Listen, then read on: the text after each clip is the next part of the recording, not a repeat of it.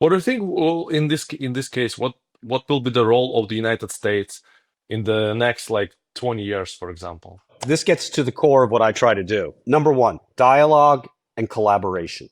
This is what I try to tell everybody.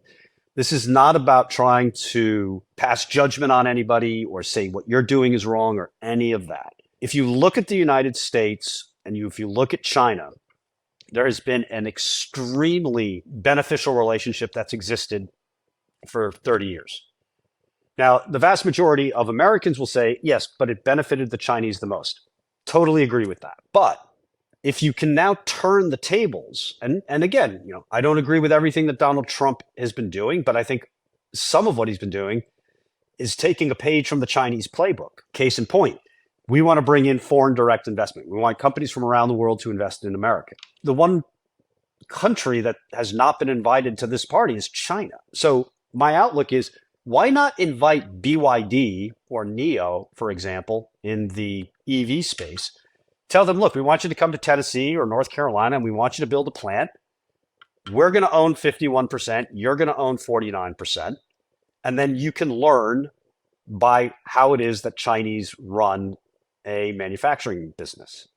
And then you can do that with drones. They're doing it with TMSC, the chip manufacturer from Taiwan. But I just can't see in this political environment a willingness to, quote unquote, allow the Chinese into the United States. This is what the Chinese did. This is one way in which they were able to accelerate their development, was bringing in Western companies and learning from how they did business. Now, I just think for the United States, there's no manufacturing.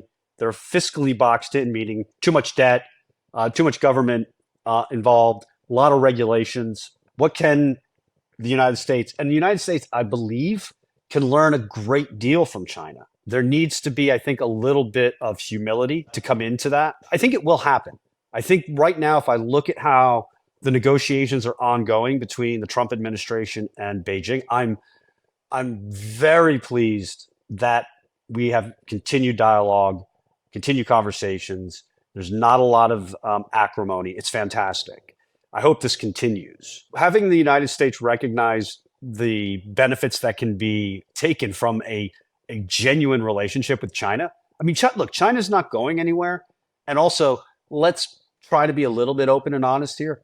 The world is a pretty big place that I think can really hold two great powers like China and the US. Probably AI like race can be a solution to some extent, like what's going to be with China and America and the world like in 10 years. I guess they're competing like big time now, China, like with US in terms of AI. Before AI, I want to talk about competition. And this is, I think, this is the reason why, again, red-blooded American. I think never underestimate what the Americans, the individual can achieve.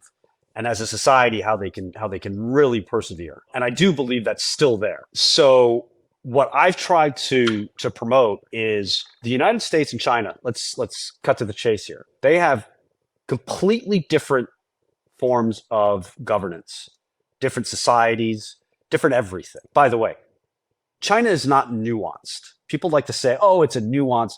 No, it's not. China is different. You need to recognize the differences. So my solution to this is the United States needs to go back to the period of unbridled animal spirit competition. Again, go back to the 80s, the early 90s, the country that built the internet, and be able to just demonstrate to the world it's an open society.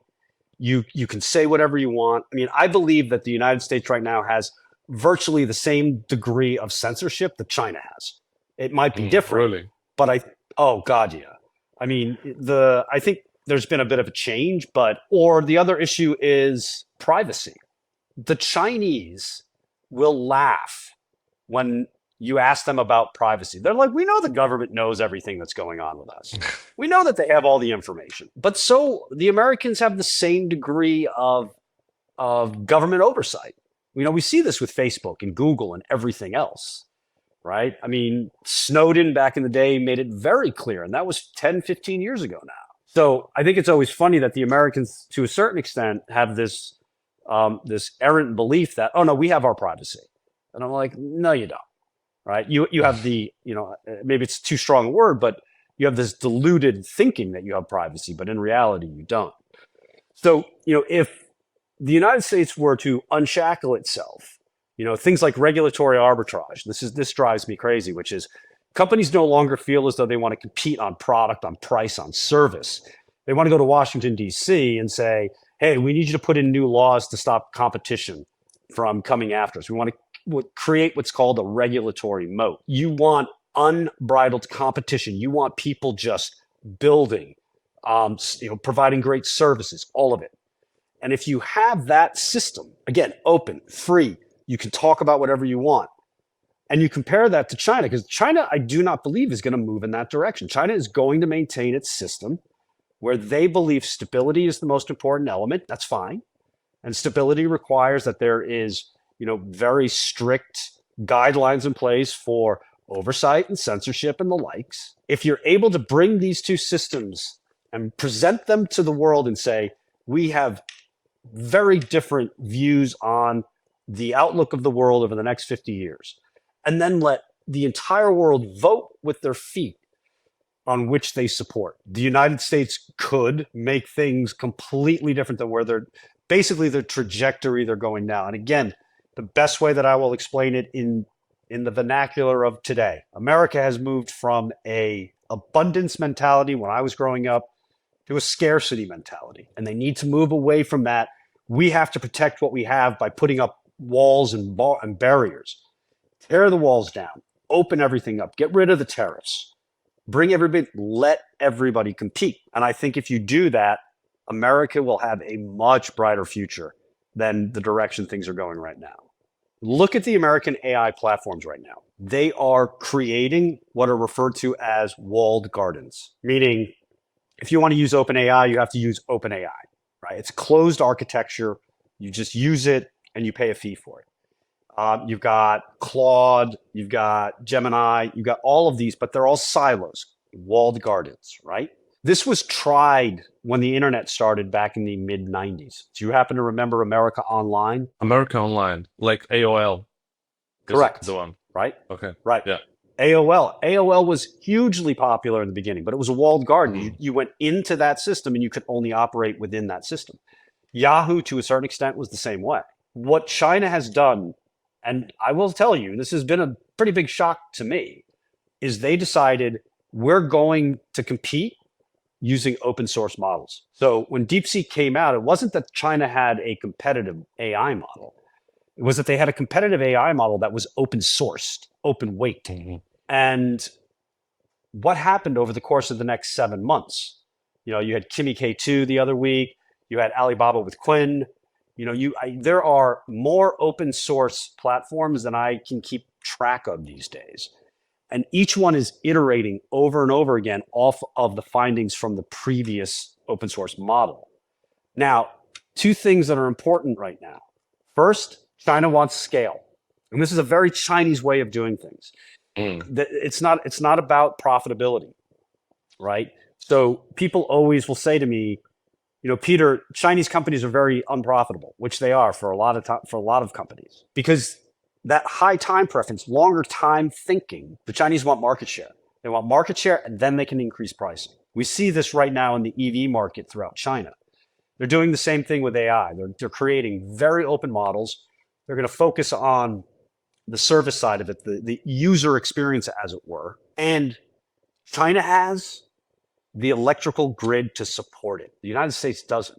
So you have all of these headwinds that are popping up in the United States. Meanwhile, China's saying, we're going to bury you in scale. We're going to actually make these products useful for our enterprises. It's not just a replacement to Google or an ability to write a paper or come up with some picture, right? It's actually useful. So I believe right now it is a neck and neck race, but look, even in the last 48 hours, you've had Sam Altman come out saying China is a real competitor. He's concerned about the direction of AI in the United States. There's been hundreds of billions of dollars spent in the United States on chips and data centers and everything else. China has spent a fraction of that.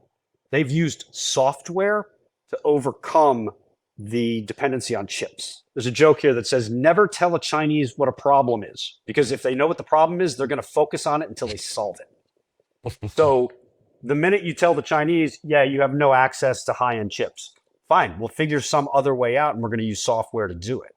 And they have.